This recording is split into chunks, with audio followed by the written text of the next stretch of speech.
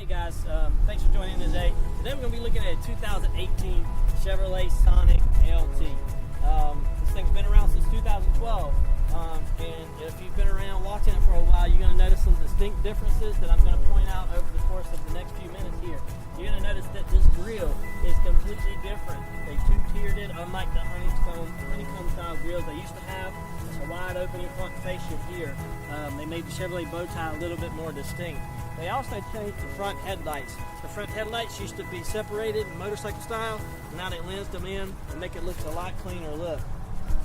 If you come around to the side, standard on all LTs now are the alloy wheels. It didn't used to be that way in the past. One thing I will point out, that unlike a lot of small compact cars, it does have breakaway mirrors in both directions. It's a pretty awesome feature to have in case you go through drive-thrus, car washes, things of that nature. Not a whole lot that you can talk about across the body side of the changes wise, except for they did change the lines that run down here and the lines across the bottom of the car. As we come right to the back, I'm going to show you a little bit about the trunk and the tail light distinctions. As I spoke about a little bit ago, the 2012's completely redesigned to make a new model Sonic, and now for 2018 this is completely redesigned. These are things in more of a square style. It's got a lot of lines that run through the bottom of the bumper. One thing I think that they did pretty cool was put Sonic here and broke up the S into little check mark swooshes. I think it's just neat.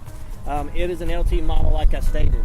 This one is going to have a rear vision camera, which we'll get to shortly. And one thing I think is pretty cool is that it has a trunk lid looking spoiler. It's not a spoiler. You're going to notice that there's a huge amount of space in here. And I got some fairly long arms, but you can fit a lot of extra stuff in here. On the inside, I'm going to go over the fact that you can fold down the seats, but we'll get to that shortly.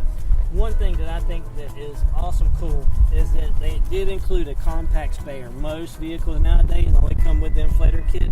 If you're from the past generations, you kind of like the idea of changing your own tire. I think that's pretty awesome that they actually kept this in the car. Pretty easy to do. Shut it down, close it. The trunk lid is really super easy in closing, and we're going to get to the inside and show you a little around it. And I do want to point out that this is one huge, small car. And let's not say small, let's call it compact. You're going to see there's a lot of space in here for you to be able to sit down on both sides, and you can even fit a decently small person in this middle hump right here, and they do have their own safety belt. And we also had tether anchors for the child safety latches.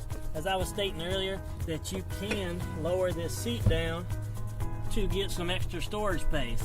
This side will as well.